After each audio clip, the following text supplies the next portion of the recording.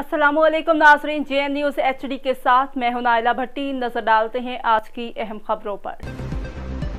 कसूर से bureau chief हाजी रियाज मलिक मुस्तफ़ाबाद ललियानी में मरकजी सदर लेबर विंग राना समा और सदर पंजाब मलिक गुलाम हुसैन रफ़ीक निसार, सदर लाहौर राशिद भट्टी, सीनियर सदर लाहौर नसीब तबस्सुम, इंफॉर्मेशन सेक्रेटरी पंजाब और दीगर लेबर विंग वर्करों का इस्तकबाल किया गया, जिसमें Mustafabad press club registered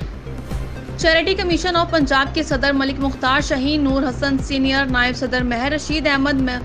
Mohammad Akram general secretary, Naveed Ahmad, Zulfiqar Alvi joint secretary, Mohammad Naeem secretary, Malik Nafees और दीगर ने मेहमानों का फूलों की पत्तियां निछावर करके इस्तकबाल किया। और JN न्यूज़ के नुमाइंदे से बात करते हुए सदर लेबर विंग राना समा ने कहा है कि ज़िला शेखुपुरा और ज़िला कसूर लाहौर ज़िला के साथ मुंसलिक है और इसमें जितनी भी फैक्ट्रियां कायम हैं वो फैक्ट्रियां काम करने वाले मजदूरों को